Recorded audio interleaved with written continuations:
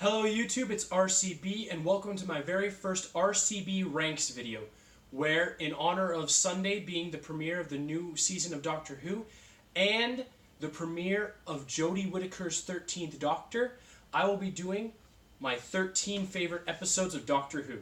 Now keep in mind these are my personal favorites. They are not a reflection of what I think are the best episodes of Doctor Who, but these are the ones that I enjoy watching the most and just think are really what I prefer in Doctor Who.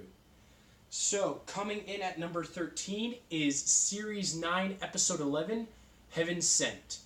This episode is really intriguing to me because it's Peter Capaldi alone for the majority of the episode, pretty much, just working with the environment that he's in.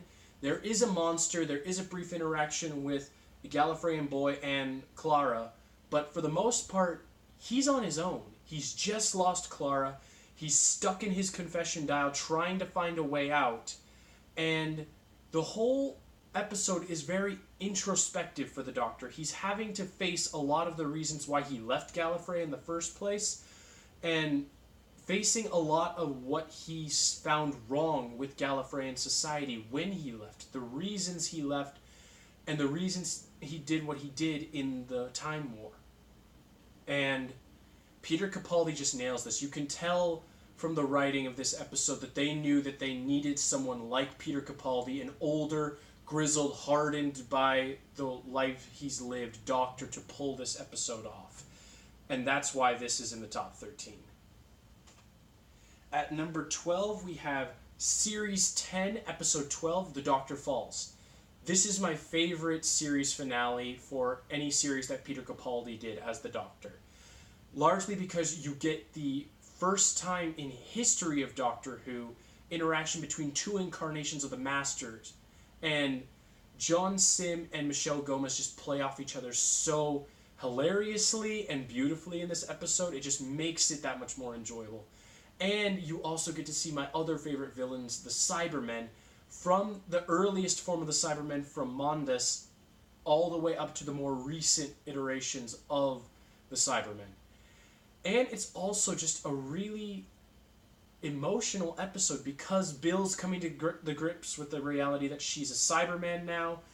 The Doctor is holding off his regeneration because he's so determined to save everybody. And it does a really good job of wrapping up the final story of Peter Capaldi's Doctor. Because you kind of got the first two seasons that were very Gallifrey-centric, very focused on his relationship with Clara, and this works really well to wrap up a lot of the series leading into his final Christmas special. At number 11, we have Series 3, Episode 2, The Shakespeare Code. Now, this is just a really fun episode to watch, especially as an actor, because you get to see the Doctor interact with Shakespeare, and it's definitely a different kind of Shakespeare than what we're used to with the bald head and the kind of old frumpy-looking guy in a lot of the pictures. And you get to see this young, vigorous, vibrant Shakespeare who also is kind of as clueless as he is intelligent, because he's so intelligent with words, but he's really got a lot of rough people skills, as in a sense, because of his lack of understanding of how to address Martha especially. And that was a huge strength of this episode, that when dealing with the first time of having a companion that's a different race, that is black, that is going to be in time periods where African Americans or African descent was not acknowledged the way it is now, they chose to take it the funny way, and that made this episode so much funnier for it. And it was respectful as much as it was funny. And it also started teeing up the idea of how the Doctor's going to survive in this series without Rose, and how Martha was going to stack up as a companion compared to Rose. And all those reasons, combined with a very fun Shakespearean-themed villain and Shakespearean way of defeating the villain with a little help from J.K. Rowling, is just what makes this episode so enjoyable. Coming in at number 10 is Series 1, Episode 10, The Doctor Dances. And this is hands down my favorite episode, my favorite story arc of Christopher Eccleston's time on Doctor Who. And it has this really fun balance back and forth between him and Jack vying for different aspects of Rose's attention, and the Doctor kind of definitely playing the older guy, not only because he looks older than John Barrowman, but because he's lived through so much more. And especially, it's very intriguing now that we know that his Doctor was the one right after the Time War, how he views being around war, how he views everything that he's going through. And that's what makes this episode so enjoyable in the end, is because this is the one episode in Christopher Eccleston's tenure where no one dies, where he gets to have that day where he can save everybody, where he doesn't fall short in any respect, and the absolute elation on Eccleston's face at that moment, and at the end when he finally remembers how to dance, and he gets to have that little dance with Rose where he's also jabbing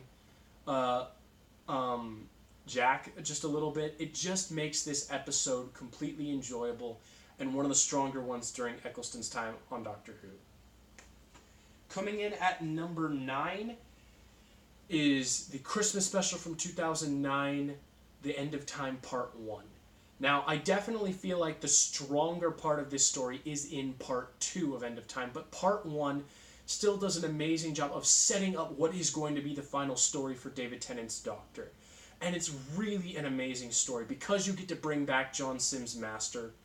He has a great relationship between the two actors, and it's really fun to watch them work together. But also you get to finally have Wilfred as a companion, and he is so sweet, so genuine, just trying to help out the Doctor, and also a former soldier, in a lot of ways paralleling the Doctor in this story, because the Doctor is very much called back to his time in the Time War, how he fought against the Time Lords, and just navigating their way. And it's fun having the two Vinvachi aliens to interact with Wilfred and the Doctor, and all the cactus jokes. And while this isn't as strong as the second half, in my opinion, this is still a very worthy addition to the top 13 episodes of Doctor Who. Now we have episode number 8 from Series 8, Episode 3, Robot of Sherwood. This is definitely a guilty pleasure of mine because I love the story of Robin Hood. And while they didn't do a lot to put a huge Doctor Who spin on the story of Robin Hood, it was still incredibly enjoyable.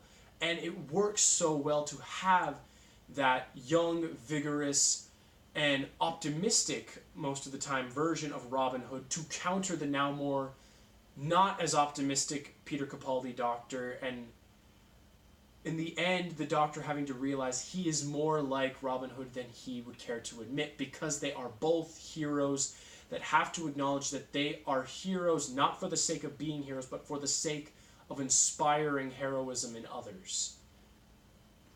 And that is why I love this episode, and it's in the top 13. Coming in at number 7, we have Series 7, Episode 3, Town Called Mercy. This is another guilty pleasure of mine because I loved that they got to go to the Western theme for Doctor Who. And you get this really fun mixture in Matt Smith's Doctor between the guy who's kind of a little more hardened than he was in his first 2 seasons, but also just as fun with his interactions with Susan the Horse, and how he plays off with the other people in the community, and how he also has to parallel the Dr. Jex that he runs into, who is hiding from his own creation, who is trying to kill him so that the creation can be at peace, the gunslinger. And acknowledging that both of these Doctors have gone through very different wars and came out very different people, and in the end they have to own up to who they are and be true to who they are. In Jex having to sacrifice himself to save everybody, and the Doctor having to realize he isn't the guy who kills people intentionally. He isn't the guy anymore who can steep to his enemy's depths and come out the same way. He has to be better than not only the people that he fights, but the people that he defends. And coming in at number 6 is the 2016 Christmas special, The Return of Dr. Mysterio. Now, this was a very welcomed addition to the year 2016, which was otherwise quite dismal in a lot of ways, to be totally honest. But this was a great way to end the year. And also, with not having had any Doctor Who in the year until this Christmas special, it was super fun because you got to see them do their take on the Superman mythos, kind of poke fun at the fact of how superheroes are both illogical but also really fun. And the performance of the guy who plays the Ghost in this episode is just amazing. He's just enjoyable. From when he's a little kid, first meeting the Doctor, to when he's become the Ghost. It just hits all the right moments of being a fun Doctor Who episode that's mixed with Christopher Reeve's Superman and the Brain Snatchers, and it just works so well as a Christmas special because it's lighthearted, it's not as dark as some of the other times in the season, and it just gets to be fun. And watching Peter Capaldi interact with a superhero, which he is not really about, even though he's very embracing of pop culture, but also making fun of it, it's just fun to watch the Ghost and the Doctor go back and forth and how they approach the job of saving the human race. At number 5, we have Series 5, Episode 10, Vincent and the Doctor. Now, this episode has always been special to me because it was the first episode of Doctor Who that I ever saw. And it's amazing how, after watching so much more of Doctor Who, this episode still holds up because it has this emotional resonance that a lot of the other episodes don't have, because you're dealing with someone like Vincent Van Gogh, a very tragic story there, but also trying to bring a new element of good to his story. And it's really quite sweet in the end, even though it still ends with history knowing Vincent Van Gogh died at a very young age because he took his own life. You get to see Amy and the Doctor interact with this man, and in the end, even though they didn't get to save his life, they imprinted on his life in such a way that it made his life better. It was that much more enjoyable. And getting to see a performance by such an amazing actor as Van Gogh, and to go into his mind and see how he saw the world differently from everyone else, and how truly sad it was that he was reviled as a painter in his time because his work is just so breathtaking. And it was such a reward when the Doctor and Amy brought him to the future to be able to see that his works would change the world. And coming in at number 4 is the 50th anniversary special, The Day of the Doctor. Now, for a long time, this had been my favorite episode, and it's still up there. There have just been a couple others that have really proven to be above this one for me. And this was just so much fun to watch. Finally getting to see not just Matt Smith and David Tennant's Doctor together, but to introduce a new version of the Doctor and to get John Hurt to play him. Those three just were phenomenal together. They acted incredibly well off each other, and in one episode, John Hurt proves to you he is as much the Doctor as anyone else who's played the character. And you get this wonderful dichotomy of him having to acknowledge his future selves and what they have to become, but also willing to change his past, to change, to make it better. And it's, while I'm not a huge fan of what Saving Gallifrey did to Doctor Who going forward, it was a great moment to have for a 50th anniversary special, to get those interactions with all three Doctors together. And as sad as it is to not see Billie Piper as the true Rose Tyler in this, she has such a great chemistry with John Hurt, and it's so refreshing to see her in Doctor Who again. And while, again, I'm not super happy that this influenced Doctor Who going forward so much, this was one of the episodes where Clara having a really strong influence over the Doctor worked really well, because it reminded the Doctor of who he was, that he was not bound to the man who destroyed his people. He was bigger than that. And the banter, the jokes, the villains, the Zygons and the Daleks worked so well as the villains for this. And getting the introduction of Osgood at UNIT, she was just such a fun character who gets to be even more fun in future episodes. And it's just a huge, pretty solidly executed love letter to everything Doctor Who had been for people since 2005 and before that, from the 60s to the 80s. And that's why it is definitely deserving of being in the top 13. Now, number 3 is the 2017 Christmas special, Twice Upon a Time. Going into this episode, I didn't know what to expect. I was still reeling from the idea that Jodie Whittaker was going to be the next Doctor, and I was sad to see Peter Capaldi go because he really ended up becoming one of my favorite Doctors by the end of it. And this episode was just really sweet, and it was so interesting to have an antagonist that wasn't a villain. But by far the most entertaining part of this episode is David Bradley as the first Doctor. He is just breathtaking to watch because he captures that old grandpa feel that everyone felt when they watched the first Doctor initially, but also they get to go in this really funny way of him not being as appropriate today because so much time has passed, and Peter Capaldi having to apologize for himself when he was younger and didn't understand things, and the beautiful humor that came out of Bill interacting with the soldier and the first Doctor, and how they just come from these completely different eras and have all these different beliefs in how to approach life. It's just incredibly enjoyable. And Peter Capaldi's final speech to his future incarnation is the most Peter Capaldi way to end his tenure as the Doctor, and it really was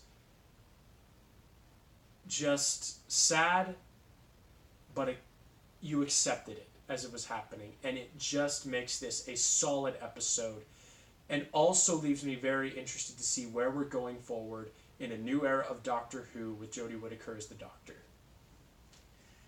At number 2, we have the 2008 Christmas special, The Next Doctor. This is my biggest guilty pleasure of Doctor Who, because this isn't by any means a huge episode, a big influential episode.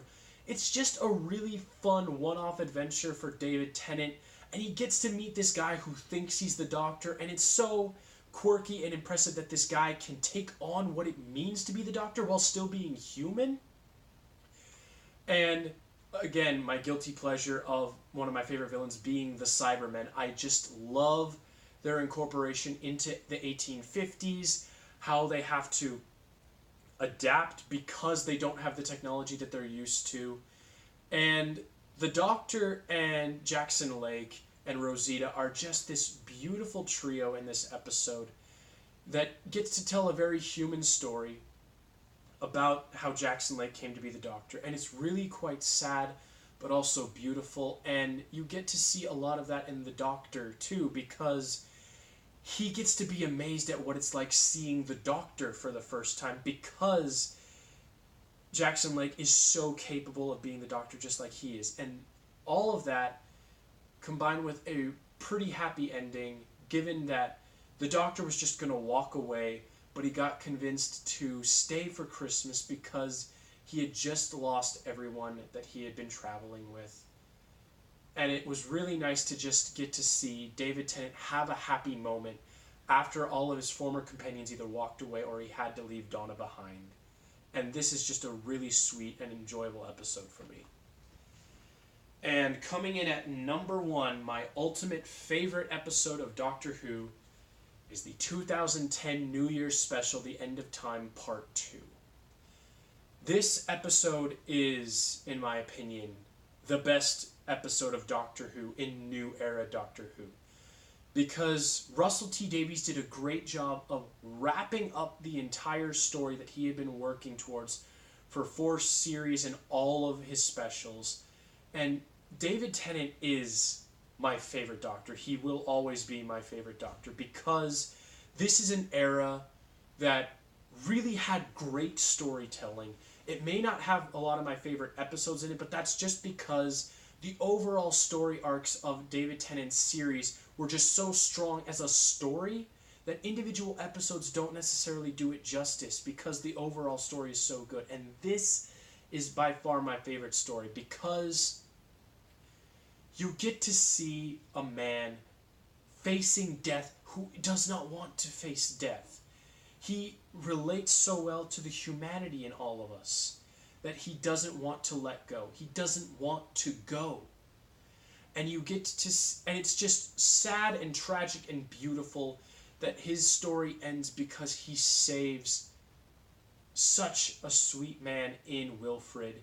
And Wilfred's tears at seeing the Doctor initially think that he dies of the radiation poisoning, but see him walk away as he knows he's going to go regenerate into a new person. Wilfred just steals so much of these last 2 episodes. And it's also David Tennant's strongest performance, in my opinion, because he faces down everything that he hated in the Time Lords when he had to choose to stop them. And you get this beautiful conclusion to the story of David Tennant and John Sims together as the Doctor and the Master. And you also have the awesome performance of Timothy Dalton as Rassilon. There is just so much firing on all cylinders in this episode, combined with the incredibly sad goodbye of David Tennant as the Doctor, as we entered into this new era of Doctor Who. This episode will be, probably for the rest of my life, my favorite episode of Doctor Who. And there you have it. Those are my top 13 episodes of Doctor Who. If you have episodes that are your favorite, feel free to comment in the comments down below. If you want to see more ranking videos and more review videos from me, click the subscribe button and then hit the little bell to get notifications for when I post new videos. But until then, I've been RCB, and I'll see you next time.